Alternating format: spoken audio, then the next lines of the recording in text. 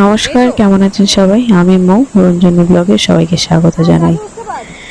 তো তুষারপাতের মৌসুম শুরু হওয়ার সাথে সাথে পাহাড়ের তীক্ষ্ণ ঢালে তুষার জমা হতে শুরু করে সিকিম ভারতের অন্যতম সেরা গন্তব্যে রূপান্তরিত হয়। নভেম্বর এবং মার্চের মধ্যে শীতের মরশুমগুলি সমস্ত ও ভ্রমণ প্রেমীদের জন্য সিকিমের উপত্যকায় যাওয়ার জন্য একটি আদর্শ সময়। এই উপত্যকা উত্তর সিকিমের লাচুং থেকে 25 কিমি দূরে অবস্থিত। কিছু চিত্তাকর্ষক অভিজ্ঞতার জন্য রাজ্যের আরও একটি গন্তব্য হল ফুনি উপত্যকা, লাচুং থেকে প্রায় 18 কিলোমিটার দূরে অবস্থিত।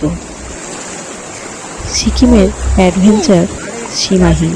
এই ধরনের দুঃসাহসিক কার্যকলাপের মধ্যে মাউন্টেন বাইকিং একটি পরিবেশ বান্ধব খেলা, যা সম্ভবত রাজ্যটি অন্বেষণ করার সেরা উপায়। প্রাকৃতিক সৌন্দর্য এবং চ্যালেঞ্জের পরিপ্রেক্ষিতে অন্বেষণ এবং উপভোগ করার জন্য প্রচুর সহ সিকিম সম্ভবত ভারতের সেরা বাইকিং সাইকেল চালানোর গন্তব্যগুলির মধ্যে একটি।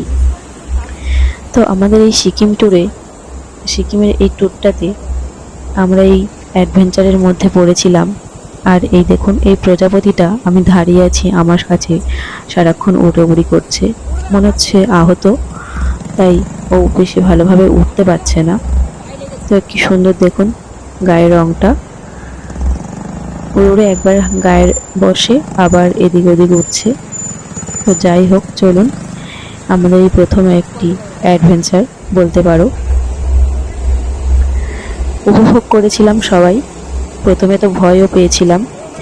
প্রথমে মনে হয়েছিল কিভাবে পার করব না করব, কিভাবে রাস্তাটা পার হব, এতগুলো গাড়ি কিভাবে পার করা হবে, সেই নিয়ে সবাই দুশ্চিন্তার মধ্যে ছিল। তো ধীরে ধীরে একটু ভয় কাটলো।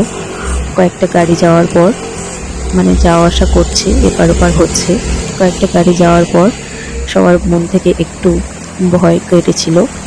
তারপর ধীরে ধীরে এক একটা গাড়ি সবাই মিলে পার করতে লাগলো, কারণ এগুলো তো সব ভাড়ার গাড়ি, আমাদের নিজেদের না।